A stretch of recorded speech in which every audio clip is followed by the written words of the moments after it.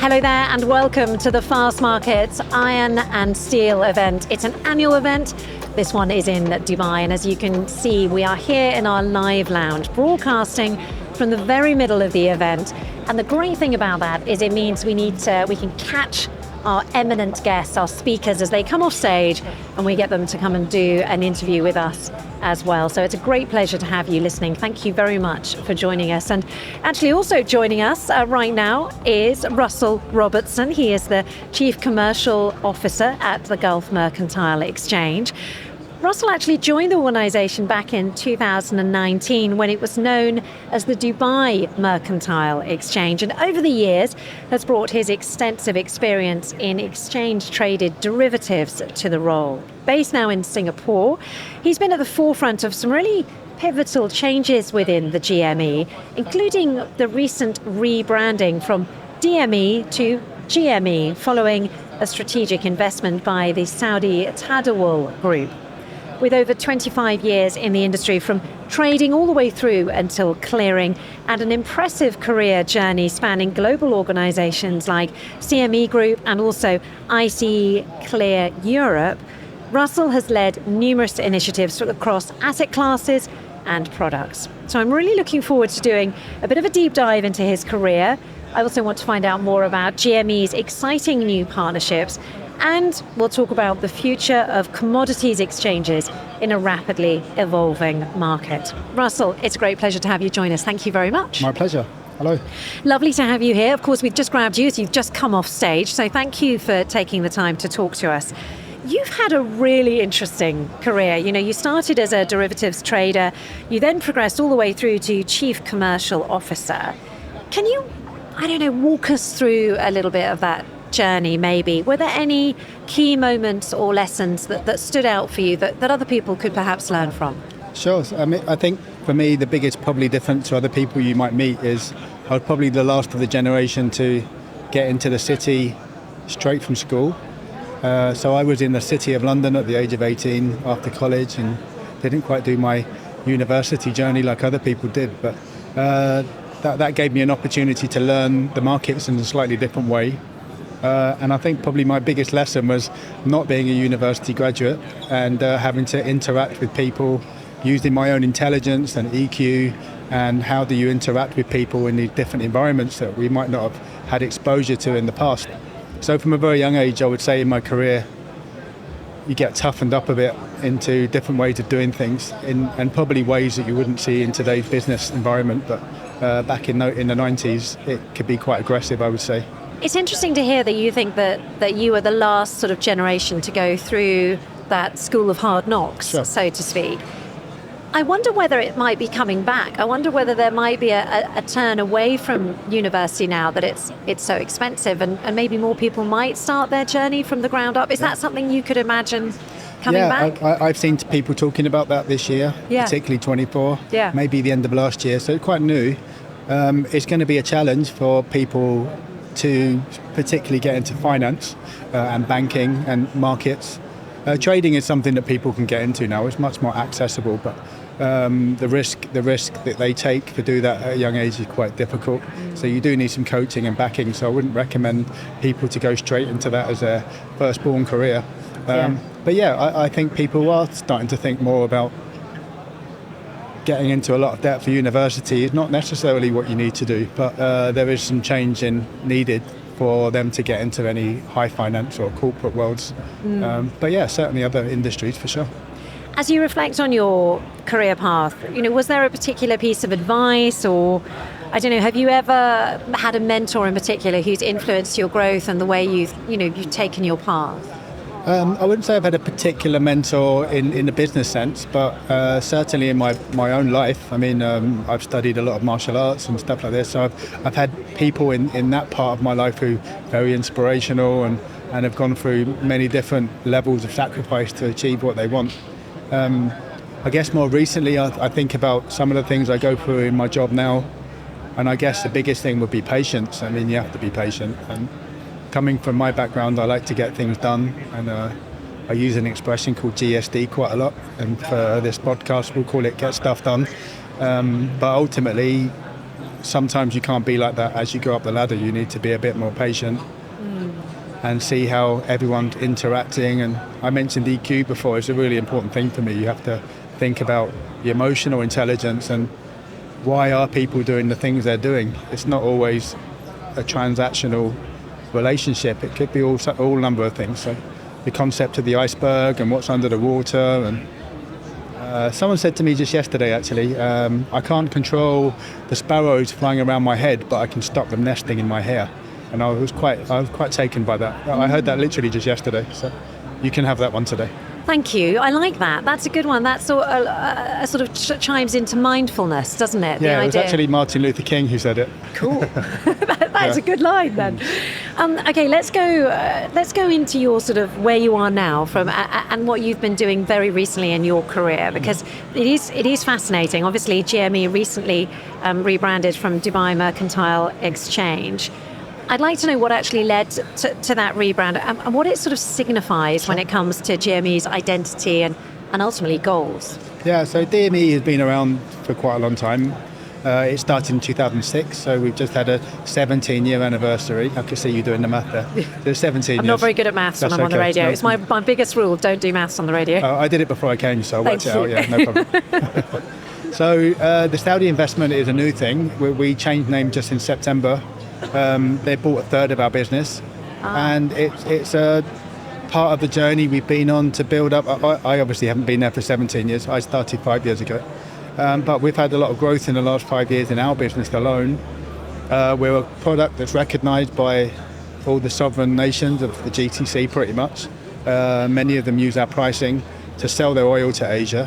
So it's a significant product, and we call it a physical product. So people actually deliver oil into the exchange and put it on a boat. So if you look at the big markets in the world in derivatives, people are trading what we call cash settled products, but we're a price discovery mechanism, and that's something that the commodity markets of the region are looking to develop, and that hence why the Saudis have looked for what's ultimately a vehicle to drive that forward. And people think of Saudi as this big oil nation, but they have huge amounts of resources in metals, and why we're here today in the Steel Conference, and minerals and agriculture products and stuff like that. So we're part of that vision, that 2030 vision, a small part, but a part, where we're going to help build a regional price for the regional nation. So we call it the price of the point of consumption rather than main production. So if you look at steel, it's quite often priced in China.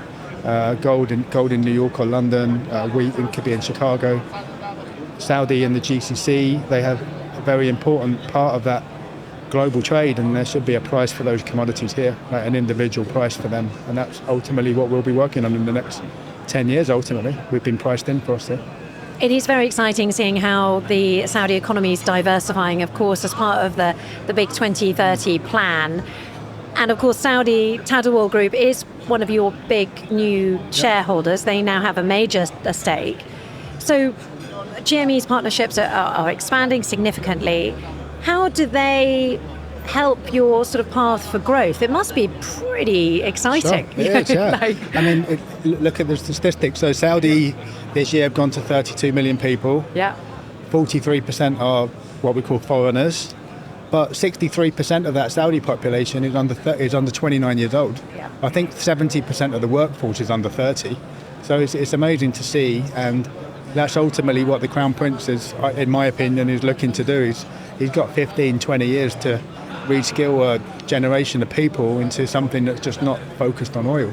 I'm not saying it is, but there's a lot of identity around that and branding. So when you look at other Western nations and maybe in Asia and Japan, it's an all aging population. So it's a very, very interesting dynamic change.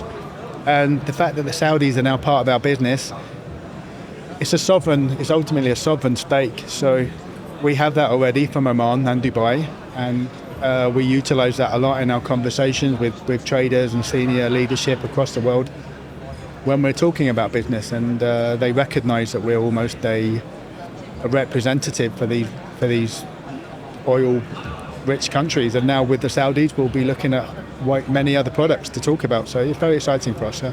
What advantages does this sort of global array of stakeholders bring? I know you've recently signed quite an important MoU. Yeah, just I think half an hour ago actually. It just went on the press. So yeah, we've just partnered up with Fastmarkets, who we're here with today. Very happy to do that. We've been working together for the last month or two, looking at different opportunities. And with my background in derivatives and building products, in my opinion, it's very difficult to decide on a new product and make it successful.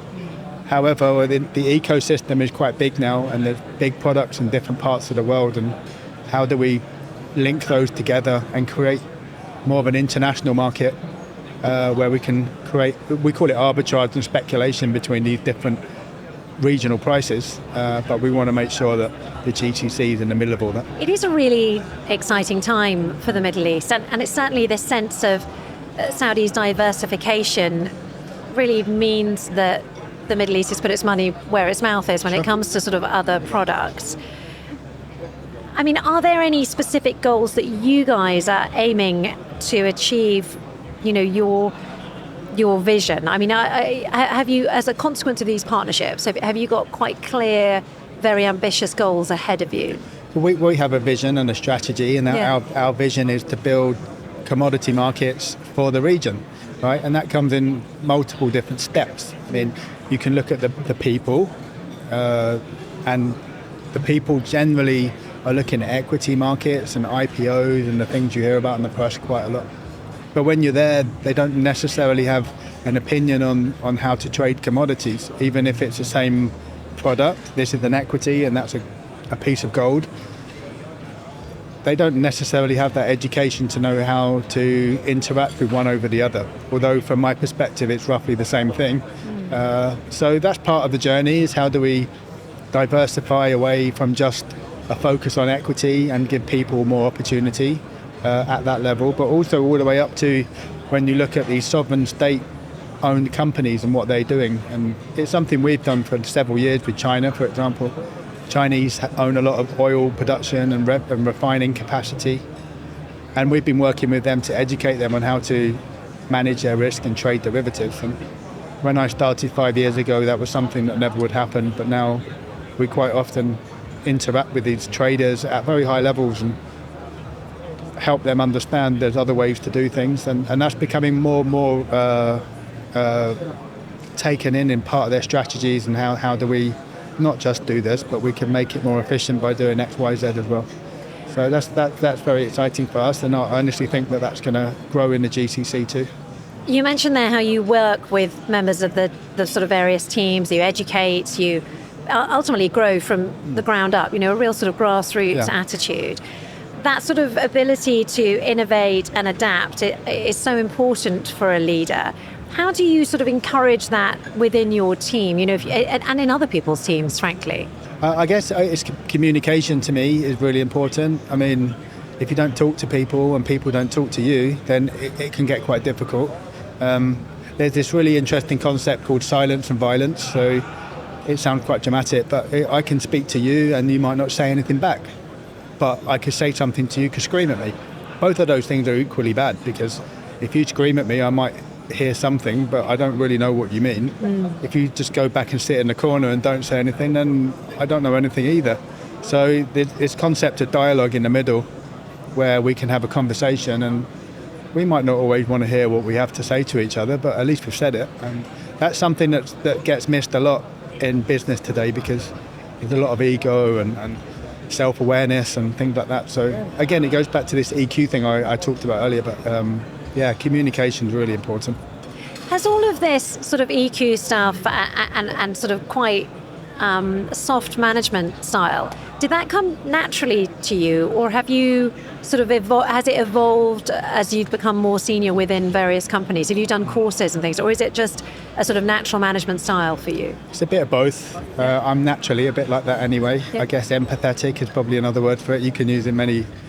Soft is probably a word my mother would call me, but it can be taken in different ways. It doesn't have to be a weakness. Some people think, oh, you're a soft guy, so you're weak, but it doesn't mean that at all.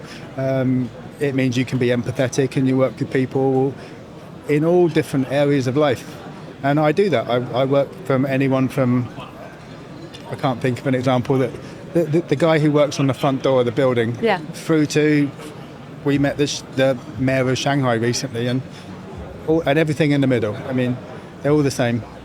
I think someone said when all the chess pieces go back in the box, the king and the pawn are in the same box, right? So there's many things. So I think it's been natural, but that natural instinctiveness has led me to study it as well a bit, and I have done some courses and behavioural activity and body language and all these things. It's just another way to try and increase my understanding of what people are thinking.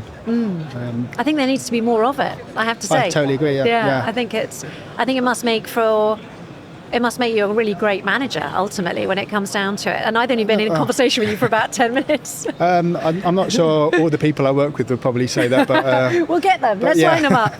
I do try, and I come from a background in trading where there wasn't any of that. Oh, I bet there wasn't. Yeah, it's sort of the opposite. So sometimes it could. I think that was part of my journey was getting beasted a lot, and you start to realise, what is this? Well, what does this even mean? Why are they talking to me like this? To starting to understand, oh, okay, he's like that for X, Y, Z reason, and it gives you some comfort in your own self, and then to believe in your own abilities as well, because that can be a problem.